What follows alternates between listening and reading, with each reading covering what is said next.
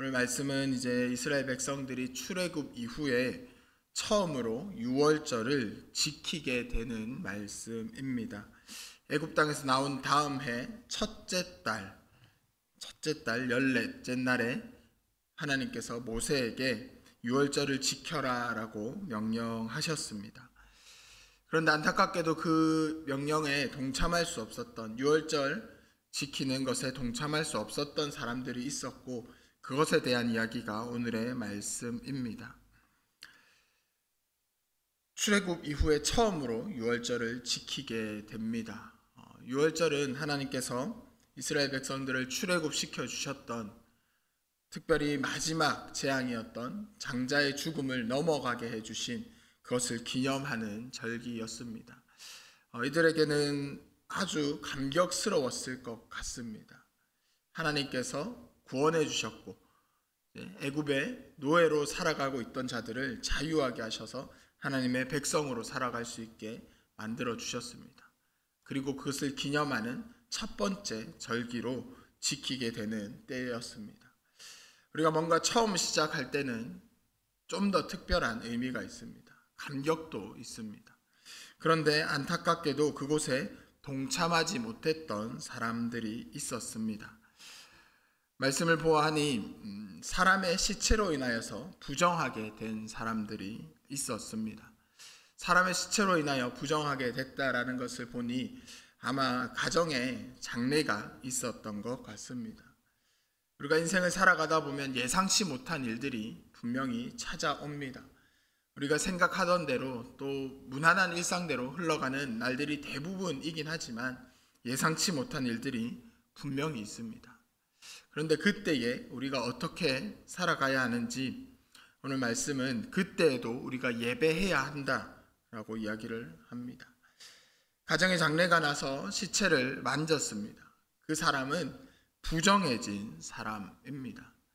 하나님 앞에 예배하는 것, 하나님 앞에 유월절을 지키는 것, 그 감격을 기대하고 있었는데 시체를 만져서 부정해졌습니다. 부정해진 사람은 하나님 앞에 나아갈 수 없습니다. 부정해진 사람은 그 부정으로 인하여 다른 사람과 접촉하게 됐을 때 부정이 옮기 때문에 예배 자리에서 다른 사람들과 함께 할 수 없습니다. 그래서 이들이 모세에게 우리가 어떻게 해야 합니까? 라고 묻습니다. 어떻게 하나님께 헌물을 드려야 합니까? 라고 묻게 됩니다. 성도는 자신의 상태가 어떠하든지 하나님 앞에 나아가고자 하는 마음이 있어야 합니다. 부정한 상태일지라도 우리가 어떻게 해야 합니까? 어떻게 예배할 수 있고 어떻게 하나님 앞에 헌물을 드릴 수 있습니까? 라는 그런 마음으로 하나님 앞에 나아가야 합니다. 우리가 온전해서 하나님께서 우리를 받아주신 것이 아닙니다. 우리가 깨끗해서 하나님을 예배할 수 있는 것이 아닙니다. 우리의 모습이 하나님 보시기에 합당하고 우리의 모습이 흠 없어서 하나님을 예배할 수 있는 것이 아닙니다. 우리는 여전히 죄인인 상태이고 여전히 흠이 많은 상태이지만 예배 자리에 나왔을 때에 하나님께서 그것을 참아주시고 하나님의 은혜로 넘어가 주시는 겁니다. 예수 그리스도의 그 십자가의 은혜로 우리를 의인이다 라고 불러주셨지만 여전히 우리의 모습은 죄인입니다. 어느 목사님의 설교에서 교회는 자신이 죄인임을 깨닫는 사람들이 모이는 곳이다 라는 이야기를 들었습니다. 교회는 깨끗한 사람들, 하나님의 자녀로서 살아가는 모습이 명확한 사람들, 누가 봐도 하나님의 자녀인 그런 사람들이 모이는 곳이 아니라 죄인이기에 더 예배하려 하고 죄인이기에 더 기도 가운데에 하나님의 뜻을 구하는 사람들이 모이는 곳입니다. 예배 자리를 하나님 앞에 나아가는 자리를 사모하는 우리가 되었으면 좋겠습니다. 우리가 살아가면서 힘든 일이 분명히 있습니다. 예상치 못한 어려움들이 분명히 있습니다. 때로는 예배 자리에 나오기조차 힘들 정도로 우리의 마음을 흔들고 상처 입히는 일들이 분명히 있습니다.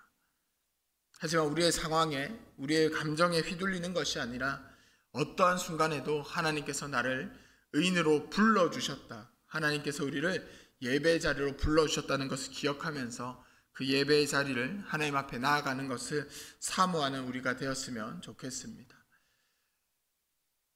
그렇게 이스라엘 백성들의 이야기를 들은 모세가 하나님께 여쭤보겠다라고 이야기를 합니다. 그래서 하나님께서 모세에게 이렇게 말씀하십니다. 부정한 자이든지 여행 중에 있던 자이든지 마땅히 유월절을 지켜야 한다라고 말씀하셨습니다. 이스라엘 자손에게 말하여 이르라. 너희나 너희 후손 중에 시체로 말미암아 부정하게 되든지 먼 여행 중에 있다 할지라도 다 여호와 앞에 마땅히 유월절을 지키되.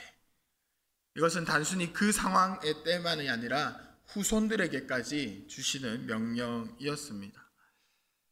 부정하게 될 수 있고 피치 못한 사정으로 유월절을 지켜야 하는 그 가정을 떠나 있을 수도 있지만 하나님 앞에 분명히 유월절은 지켜야 된다라고 말씀하고 있습니다. 그런데 그 때에 대해서는 조금 유예를 주십니다. 우리가 살아가다 보면 분명히 본질적인 것과 비본질적인 것이 공존합니다.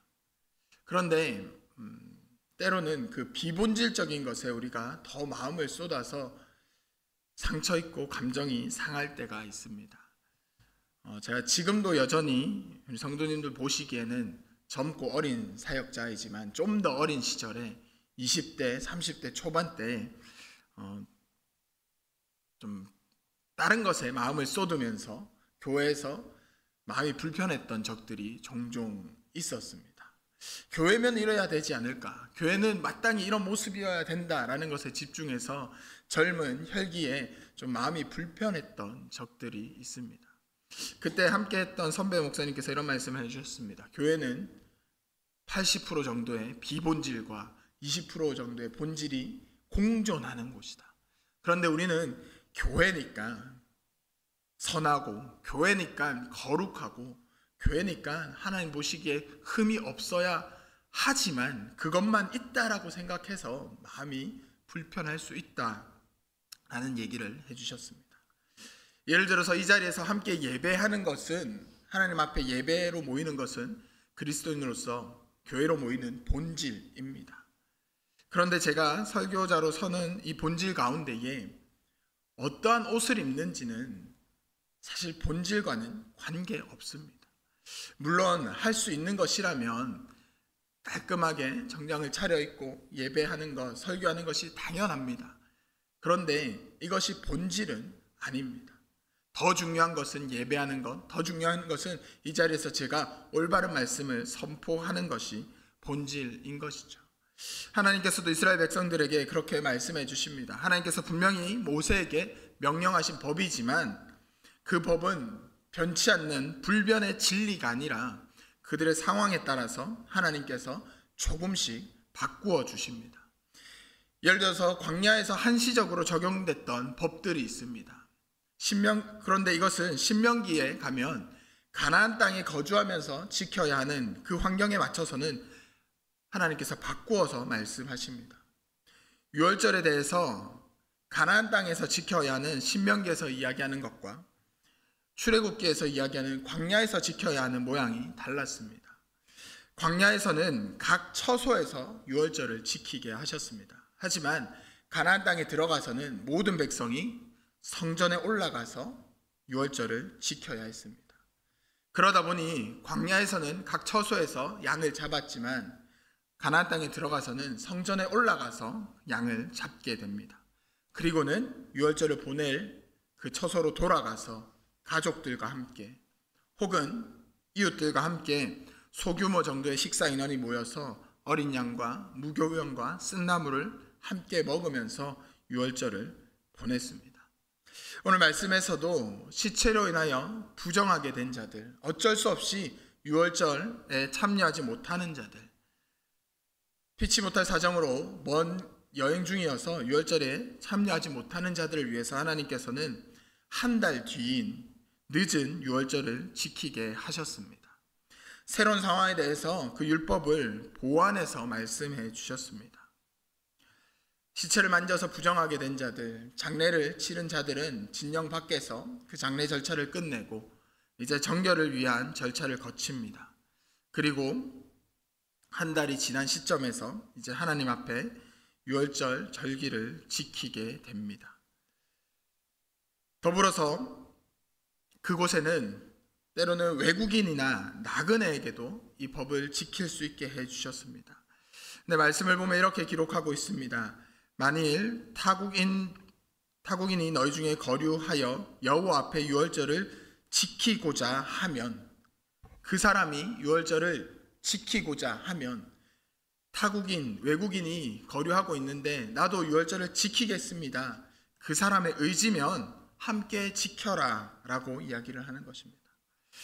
이것은 하나님께서 출애굽 때에 10개의 재앙으로 심판하신 목적이 이스라엘 백성들 뿐만 아니라 애굽 사람들에게도 하나님만이 참 하나님 되심을 보여주시기 위함이었기 때문입니다. 그래서 외국인들이다 할지라도 하나님의 능력을 인정하는 자들이라면 그 유월절에 참여할 수 있었던 것입니다. 안식일 규정에서도 보면 종이나 객이나 심지어 짐승들까지 쉬도록 명령하고 계십니다. 모두가 하나님의 피조물이기 때문에 계급이나 어떠한 것에 관계없이 하나님의 능력을 인정하는 자들이라면 누구든지 하나님의 그 안식에 동참할 수 있는 것입니다. 그러나 부정하지도 않고 여행 중이지도 않은 사람이 고의로 유월절을 지키지 않을 때에는 그 사람이 그 책임을 온전히 져야 합니다. 하나님께서 그들을 죄인에서 노예에서 자유인으로 불러주셨는데 피치 못할 사정이 아님에도 불구하고, 피치 못할 사정일 때 하나님께서 다른 방법을 알려주셨음에도 불구하고 고의로 지키지 않는 자들이 있었던 것 같습니다. 그들은 그들의 죄를 자신들이 담당해야 합니다. 그리고 그들은 징벌이 더해지고 이제 그들은 유대인의 그 모임에서 끊어지게 됩니다. 하나님께서는 우리 모두가 회복할 수 있도록 은혜를 주십니다. 부정한 상태에 있더라도, 때로는 하나님의 품을 떠나 있더라도 언제든지 은혜의 자리를 열어두고 계십니다. 우리의 상황과 우리의 어떠함과 관계없이 하나님을 예배하는 성도로 부르심 받았습니다. 그래서 우리가 어떠한 자리에 있든지 어떠한 상황에 있든지 분명히 하나님을 예배하며 살아가기를 소망합니다. 그리고 그 예배 자리에 나왔을 때는 하나님께서 한 달을 유예해 주셨지만 또 그 유월절에 지키는 모양은 변치 않았던 것처럼 우리가 예배 자리에 나와서는 항상 같은 마음으로, 하나님을 경외하는 마음으로 예배할 수 있는 우리 모두가 되었으면 좋겠습니다. 오늘도 삶의 자리에서 그렇게 하나님을 바라보면서, 그렇게 하나님께서 예배자로 성도로 불러주신 것을 기억하면서 하나님의 그 은혜 가운데 살아가는 우리 모두가 되기를 주님의 이름으로 축복합니다.